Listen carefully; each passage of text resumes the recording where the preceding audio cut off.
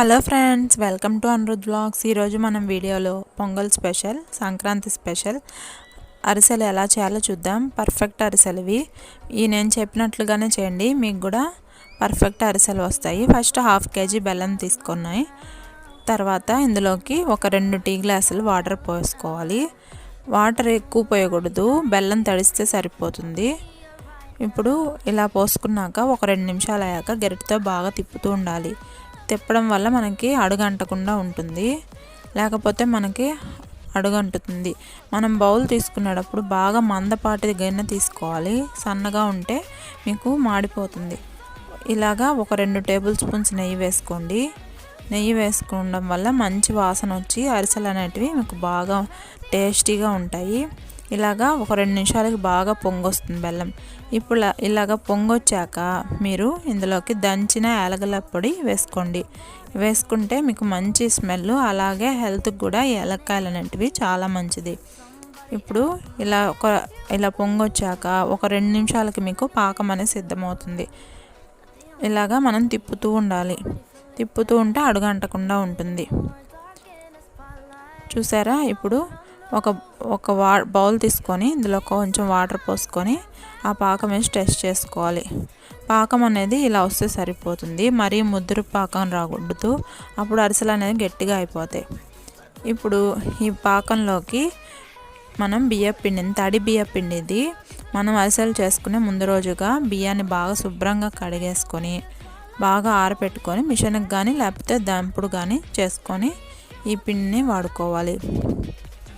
ఈ అరిసెలు అనేవి చాలా బలం. ఇందులో బియ్యము మరియు బెల్లం వేస్తాం కాబట్టి మన ఒంటికి కూడా చాలా మంచిది. బెల్లం బాగా బ్లడ్ వస్తుంది బెల్లం తినడం వల్ల. పాతకాలం వాళ్ళు ఇవి ఎక్కువ చేస్తారు కదా, మన తరతరాలుగా వస్తున్నాయి కదా. ఇది కూడా చాలా మంచిది మనకి.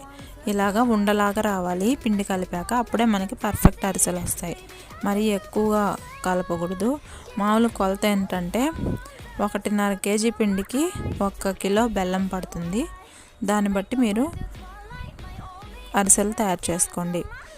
ఇప్పుడు ఇందులోకి ఫైనల్గా నువ్వులు, నేను నల్ల నువ్వులు యూస్ చేశాను. నల్ల నువ్వులు చాలా బలము, కాల్షియం అనేది బాగుంటుంది. గసగసాలు కూడా వేసుకోండి, హెల్త్కి చాలా మంచిది. ఇక్కడ నేను యూస్ చేయలేదు.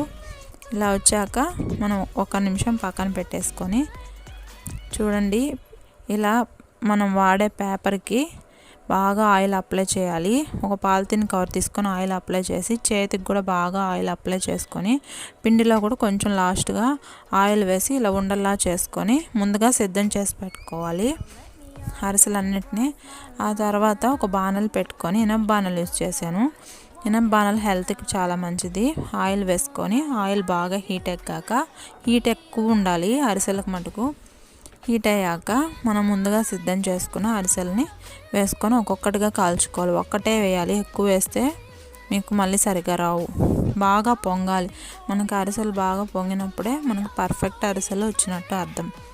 ఇప్పుడు ఇలాగా ప్రెస్ చేసేస్తే మనకు ఆయిల్ అంతా వచ్చేస్తుంది.